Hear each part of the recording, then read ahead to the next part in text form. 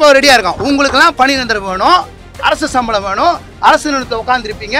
எங்களை மட்டும் நவீன தீண்டாமையா நாங்க கார்பரேஷனுக்குள்ள கால் வைக்க கூடாது, நாங்க இந்த வேலைக்கு வரக்கூடாதுன்னு நினைப்பீங்க. உங்களுக்கு பதிலடி கொடுக்க மாட்டோமா?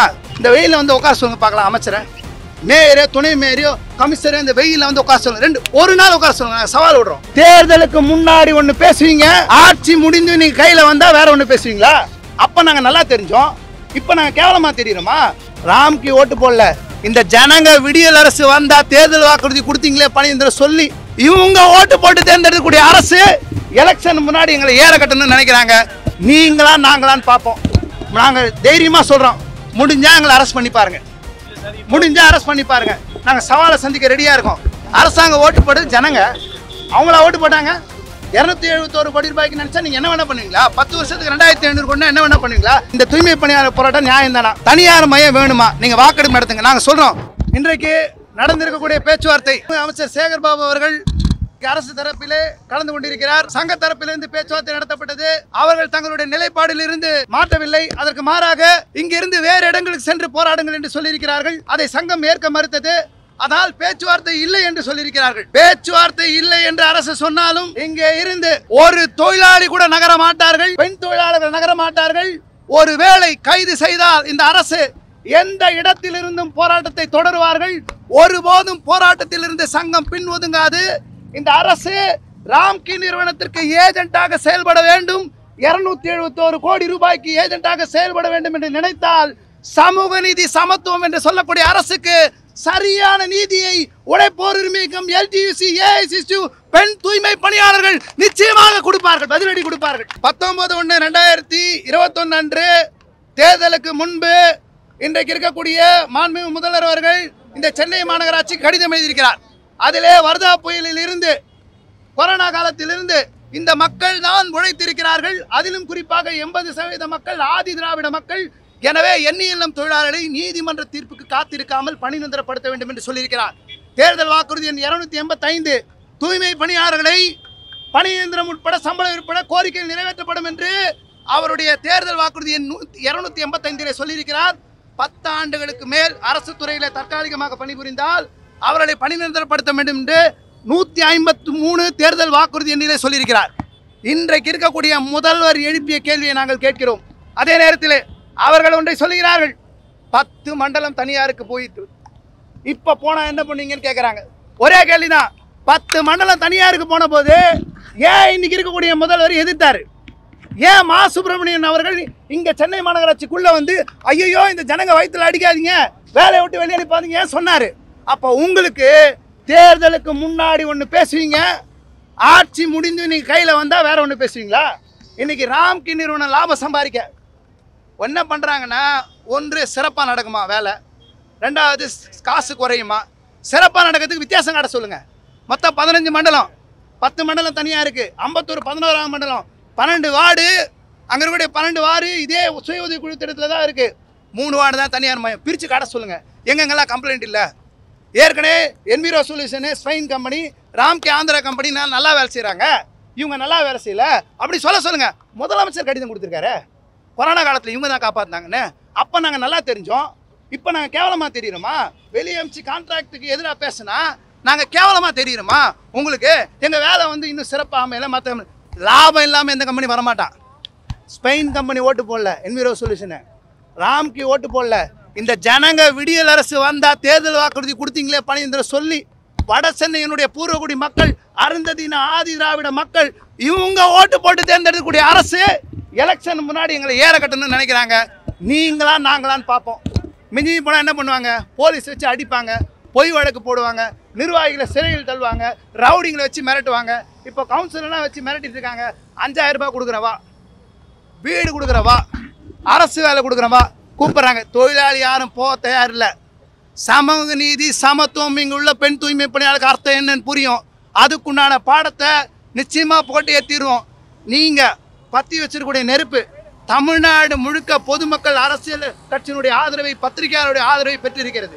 இன்னைக்கு தமிழ்நாடு முழுக்க கான்ட்ராக்ட் வேணா நிற்கிறாங்க, இந்த பெண் தூய்மை பணியாளர் நிற்கிறாங்க. நீங்கள் பேச்சுவார்த்தை இல்லைன்னு சொல்கிறீங்களா? இந்த பேச்சுவார்த்தைக்கு இந்த அரசாங்கம் வந்தே தீர வேண்டும். எங்கள் கோரிக்கை நிறைவேற்றி தீர வேண்டும்.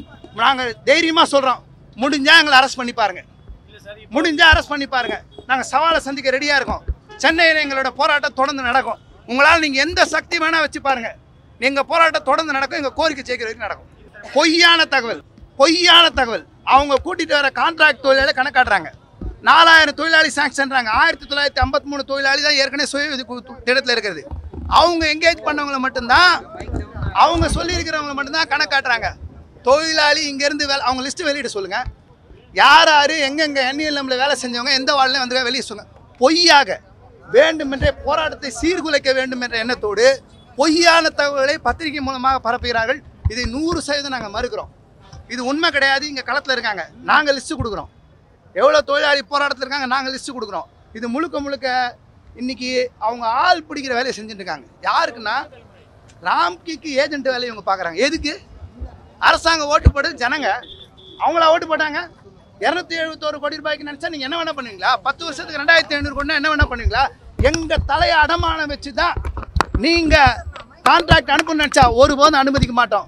ஜனங்க பொதுமக்கள்கிட்ட வாக்கெடுப்பு நடத்துங்க. நாங்கள் தைரியமாக சொல்கிறோம், பொதுமக்கள்கிட்ட வாக்கெடுப்பு. இந்த தூய்மை பணியாளர் போராட்டம் நியாயம் தானா? தனியார் மையம் வேணுமா? நீங்கள் வாக்கெடுப்பு நடத்துங்க. நாங்கள் சொல்கிறோம் 100% தமிழ்நாடு அரசு சென்னை மாநகராட்சி தோற்றுப்போம். அப்படி ஒருவேளை பெரும்பகுதி மக்கள் இது சரி சொன்னாங்கன்னா நாங்கள் ஏற்றுட்டு இங்கேருந்து கலையத்துக்கு ரெடியாக இருக்கோம். இன்னொரு கோரிக்கை நாங்கள் வைக்கிறோம். நீங்கள் இங்கே இருக்கக்கூடிய அத்தனை அரசு அதிகாரிகள், கமிஷனர் உட்பட, ஜாயின்ட் கமிஷனர் உட்பட, டெப்டி கமிஷனர் உட்பட அத்தனை பேரையும் ராம்கில தூக்கி வேலைக்கு போடுங்க. அவங்ககிட்ட போய் மேனேஜர் வேலையை மற்ற வேலையை பார்க்கட்டும். இவங்க வேலையெல்லாம் கான்ட்ராக்ட் அனுப்புங்க. இவங்கெல்லாம் கான்ட்ராக்ட் போகிறேன்னு சொல்லிட்டாங்கன்னா நாங்களும் கான்ட்ராக்ட் போக ரெடியாக இருக்கோம். உங்களுக்கெல்லாம் பணி நிரந்தரம் வேணும், அரசு சம்பளம் வேணும், அரசு நிறுவனத்தில் உட்காந்துருப்பீங்க. எங்களை மட்டும் நவீன தீண்டாமையா நாங்கள் கார்பரேஷனுக்குள்ளே கால் வைக்கக்கூடாது, நாங்கள் இந்த வேலைக்கு வரக்கூடாதுன்னு நினைப்பீங்க. உங்களுக்கு பதிலடி கொடுக்க மாட்டோமா? மொத்த பேரையும் கமிஷனர்லேருந்து அத்தனை பேரையும் கான்ட்ராக்ட் கொடுத்தோம். நீங்கள் கான்ட்ராக்ட் கொடுங்க, நான் கான்ட்ராக்ட் பற்றி யோசிக்கிறோம். உங்களுக்கு இந்த பில்டிங் சொந்தம்னா எங்களுக்கு சொந்தம். 10லேருந்து 20 வருஷம் இங்கே ரத்த பேர் சிந்தி உட்காந்துருங்க. இந்த வெயிலில் வந்து உட்கார சொல்லுங்க பார்க்கலாம். அமைச்சரை, மேயரோ துணை மேயரோ கமிஷனரோ இந்த வெயிலில் வந்து உட்கார சொல்லுங்க. ஒரு நாள் உட்கார சொல்லுங்க. நாங்கள் சவால் விடுறோம். வெயிலுங்க, பெண்கள் பொசுங்கி போய் உட்காந்துருக்காங்க. வெயிலில் கை வச்சு குப்பையில் நாப்கின்லையும் ரத்தத்துலையும் டயப்பர்லையும் எல்லாத்தையும் கை வச்சு ஜனங்களை கொரோனாவில் காப்பாற்றினவங்க.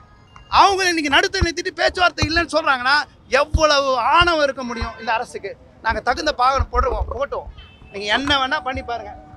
ரவுடிங்களை வச்சு மிரட்டுங்க, கவுன்சிலர் வச்சு மிரட்டுங்க, முடிச்சா எங்களை அடிக்கிறது கூட ஏற்பாடு பண்ணுங்கள், போலீஸ் வச்சு லட்சி சார்ஜ் பண்ணுங்கள், துப்பாக்கி கூட எடுத்துகிட்டு வாங்க. நீங்கள் எது பண்ணாலும் சென்னையில் எங்கள் போராட்டம் தொடரும். நாங்கள் எங்கே இருந்தாலும் தொடரும். நாங்கள் எங்கள் போராட்டத்தை ஒருபோதும் திரும்ப பெற மாட்டோம். பேச்சுவார்த்தை உங்களுக்கு தோல்வி, எங்கள் போராட்டம் தொடர்ந்து வெற்றியை நோக்கியே பயணப்படும். ஜூலை 9 அகில இந்திய வேலைநிறுத்த போராட்டம் நடந்தது. உங்களுக்கு எல்லாருக்கும் தெரியும். அதில் என்ன சொன்னாங்கன்னா, திராவிட முன்னேற்ற கழகத்தினுடைய தொழிற்சங்கம் LPF அவங்க என்ன கோரிக்கை வச்சாங்கன்னா, பொதுத்துறை நிறுவனங்களை தனியாருக்கு தாரை வார்க்கக்கூடாது. DMKனுடைய தொழிற்சங்கம் தனியாருக்கு தாரை வார்க்கக்கூடாதுன்னு ஒரு கோரிக்கையை வச்சு ஜூலை 9 அகில இந்திய வேலைநிறுத்த போராட்டத்தில் கலந்துக்கிறாங்க. அப்போ இங்கே பொதுத்துறையை தூக்கி தனியாருக்கு விடுறியே. ராம்கி நிறுவனம் என்ன சமூக சேவை செய்யறதுக்கு வராங்களாங்க? ராம்கி நிறுவனம் வந்து ஆமாம் நாங்கள் சென்னையை சுத்தம் பண்ண போகிறோம், மக்கள் மேலே ரொம்ப அக்கறை வராங்களா? லாபம் சம்பாதிக்க வர்றாங்க. அவங்களுக்கு ஒன்று தான், கார்பரேட் பக்கம் அவங்க நிற்கிறாங்க. சினிமாவில் மட்டும் தனியாக வசனம் பேசினா போதாது, மாமன்னன் படத்தில் வசனம் பேசினா போதாது, வேறு சினிமாவில் வசனம் பேசினா போதாது, பட்டியலின மக்கள் சரிக்கு சமமாக உட்காரன்னு சொன்னால் போதாது, கார்பரேஷனுக்குள்ளே சரிக்கு சமமாக நிரந்தர தொழிலாளியாக உட்காரணும்னு நாங்கள் சொல்கிறோம். நீங்கள் கான்ட்ராக்ட் பக்கம் நிற்கிறது அவங்களுக்கு என்னென்னா, கான்ட்ராக்ட் எப்படியா கொண்டு வந்துடணும், அவங்க கான்ட்ராக்ட்டுக்கு விசுவாசமாக நடந்துக்கணும், கான்ட்ராக்டுக்கு வாக்குறுதி நிறைவேற்றணும். ஆனால் எங்களுக்கு நீ கான்ட்ராக்ட் போட்ட வாக்குறுதி நிறைவேற்றணுன்ற கோர்ட்டில் கேஸ் போட்டிருக்கோம். கோர்ட்டில் கேஸ் பெண்டிங் இருக்கும்போது பர்மிஷனே வாங்காமல் கமிஷனர் கான்ட்ராக்ட்டுக்கு விட்டுருக்காரு. அவர் வந்து 6 மாதம் ஜெயில் தண்டனை இருக்கும். தொழில் தகராறு சட்டம் 1947 பிரிவு 31 கீழே இன்னைக்கு மீறி இருக்காரு. அந்த கோர்ட்டில் தொழில் தீர்ப்பாயத்தை இண்டஸ்ட்ரியல் ட்ரிபியூனல் போய் பர்மிஷன் வாங்கலை. அவர் தான் இன்னைக்கு ஜெயிலுக்கு போக வேண்டியவர். ஆனால் அவங்களுக்கு விசுவாசத்தை பற்றி யோசிக்கிறீங்களே. இந்த ஜனங்களுக்கு தேர்தல் வாக்குறுதி 153, 285, 19/1/2021 கடிதம் எல்லார் கையிலையும் இருக்குது, எல்லார் கையிலையும் போயிருக்கு. மரியா நீங்கள் பார்த்தீங்கன்னா ஒரு பேட்டி எல்லாருமே பார்க்கலாம், இப்போ கூட எல்லா வீடியோவில் பார்க்கலாம். கேள்வி கேட்பாங்க, அண்ணா எங்களுக்கு வேலை போச்சு என்ன பண்ணலாம்? கொஞ்சம் மாதம் பொறுத்துக்கோங்க. நீங்களாம் கான்ட்ராக்ட் இருந்தாலும் உங்களை வெளியே அனுப்பிச்சிட்டாங்க. NLM தொழிலாளி நான் சொல்கிறேன், இந்த தொழிலாளி சொல்கிறேன், நாங்கள் ஆட்சிக்கு வந்தவொடனே உங்களெல்லாம் பர்மனன்ட் பண்ணிடுறோம். முதலமைச்சர் அவர்கள் மரியா என்ற பெண் தூய்மை பணியாளருக்கு பேசுனது நீங்கள் எப்போ வேணால் போய் பார்க்கலாம். நான் சொல்கிறது அவர் வாயாலே சொன்னது, கடிதம் கூட சொல்லலை. அப்போ அவங்க வாக்குறுதி உங்களுக்கு முக்கியம், ராம்கி கான்ட்ராக்ட் வாக்குறுதி முக்கியம். இந்த ஏழை ஜனங்க ஒடுக்கப்பட்ட மக்கள், அடித்தட்டு மக்கள் கொடுத்த வாக்குறுதி உங்களுக்கு முக்கியம் இல்லையா? யாரும் கேள்வி கேட்க மாட்டாங்கன்னு நினச்சி நீங்கள் என்ன வேணா பண்ணீங்களா? எங்கள் போராட்டம் தொடரும், நாங்கள் தொடருவோம், எந்த சொல்லி தொடருவோம். சார், யார் முதலமைச்சர் அவர் எடுத்துகிட்டு போய் சொன்னார் பழைய நிலைமையிலே தொடரணும். விசிகேனுடைய தலைவர் மரியாதைக்குரிய தொல் திருமாவளவன் எம்பி அவர்கள், அவர் முதலமைச்சர் நேரடியாக போய் பார்த்து இவர்களை 31/7/2025 நிலைமையிலே பணியில் தொடரணும்னு கேட்டார். கோரிக்கையும் வச்சார், எங்களுக்காக கோரிக்கை வச்சார். அமைச்சர்கிட்டையும் நேரு அவர்கிட்டையும் உள்ளாட்சித்துறை அமைச்சர்கிட்டையும் கோரிக்கை வச்சாங்க. ஆனால் முதலமைச்சர் என்ன சொன்னாங்க, அங்கே இருக்கிறவங்க நிறைவேற்றணும்னு சொன்னாங்க. ஆனால் இங்கே இருக்கிறவங்க முதலமைச்சர்கிட்ட என்ன கொண்டு போனாங்கன்னு தெரியல. நாங்கள் பேசியே முடிச்சோன்னு சொல்கிறாங்களா, ஆதரவாக இருக்காங்களா தெரியாது. முதலமைச்சர் காது கொண்டு இவ்வளோ பேர் உட்காந்துருக்காங்க சார். சென்னையினுடைய இவ்வளோ மைய பகுதி, இது முதலமைச்சருக்கு துணை முதல்வர் தெரியாதா? கூலிப்பட நிகழ்ச்சிக்கு துணை முதல்வர் வந்து போகிறாங்க, ரூட்டை மாற்றி இங்கே அனுப்புகிறாங்க, இங்கே நேரு ஸ்டேடியம் போகிறாங்க.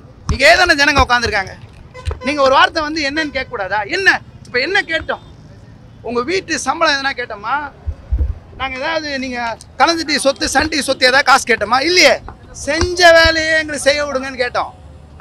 நீங்கள் சொன்ன வாக்குறுதியை நாங்கள் ஒன்றும் ஈகோவோ போட்டிட்டோ நான் ஜெயிச்சோமா நீ ஜெயிச்சோமா நாங்கள் எதுவும் கேட்கல. நாங்கள் கேட்குறது ஒன்று தான், எங்கள் வேலையை செய்ய விடுங்கன்னு கேட்குறோம். சாதாரண மக்கள் நாங்கள் செஞ்ச வேலை. சார், இன்றைக்கி சம்பளம் 19,598 ரூபா 26 நாளைக்கு, 31 நாளைக்கு 23 ஆச்சுல்ற. அவங்க பரிதாபப்பட்டு கொடுக்கல. 391 ரூபா ஒரு நாளைக்கு சம்பளம் இருந்தது. கோர்ட்டில் கேஸ் போட்டோம். மாண்புமிகு நீதிபதி அவர்கள் பார்த்திபன் அவர்கள் கொடுத்தாங்க, மகாதேவன் பெஞ்சு கொடுத்தாங்க. நாங்கள் இது வரைக்கும் 11 ஹைகோர்ட் நீதிபதி சந்திச்சிருக்கோம். சம்பளம் 390லேருந்து 753 ரூபா வரைக்கும் வாங்கியிருக்கோம். அந்த சம்பளத்தையும் குறைக்கிறேன்றாங்க. பிரச்சனை என்னென்னா வேலை முதல்ல இதில் தொடரணும். நாங்கள் வந்து போய் கான்ட்ராக்டில் இதே சம்பளம் கொடுத்துட்டா போகலாம், எங்கள் ஸ்டாண்ட் இல்லை. எங்களுக்கு சென்னை மாநகராட்சி வேலையில் தான் தொடரணுன்றது தான் எங்களோட மையமான கோரிக்கை. சம்பளம் அவங்க லாபம் சம்பாதிக்கிறதுக்கு மினிமம் வேஜஸ் ஆக்ட் படி கஷ்டப்பட்டு வாங்கியிருக்கோம். நீங்கள் ஆவடி மாநகராட்சியில், தாவரம் மாநகராட்சியில் 10,000 12,000 சம்பளம். நாங்கள் வழக்கு தொடுத்து கார்பரேஷன் தீர்மானம் போட்டு எங்கள் உழைப்போர் உரிமைக்கும் எல்டியூசி சார்பில் நாங்கள் கேஸ் போட்டு இந்த சம்பளம் வாங்கி கொடுத்துருக்கோம். 88 கோடி ரூபாய் அரியஸ் 2023 வாங்கியிருக்கோம். இத்தனை தொழிலாளிக்கு இந்த சம்பளத்தை பொறுக்க முடியாமல் தான் வெளியே அனுப்புகிறாங்க. இப்போ 761 ரூபா இந்த ஏப்ரல் மாதத்துலேருந்து இந்த சம்பளம் கொடுக்கக்கூடாது. ஏங்க 19 சில்லறையும் 16,000 சம்பளம் எவ்வளோ வித்தியாசம் இருக்குது? ஒரு ஏழை தொழிலாளி அவங்க வீட்டு வாடகை கட்ட மாட்டாங்களா? படிக்க வைக்க மாட்டாங்களா? 3000 மளிகை சாமான் எவ்வளோ பெரிய விஷயம். எத்தனை பேர் போது பாருங்கள், காலில் என்ன நல்ல செருப்பு இருக்கா பாருங்கள், அவங்க போட்டுருக்க ட்ரெஸ்ஸு எப்படி இருக்குன்னு பாருங்கள். இந்த வெயிலில் முதல்ல நம்மளால் உட்கார முடியுமா? இந்த ஜனங்களுக்கு இந்த மாதிரி விஷயம் செய்கிறது என்ன விதத்தில் நியாயம்? அதெல்லாம் தாண்டி எங்கள் போராட்டம் தொடருது, தொடரும்.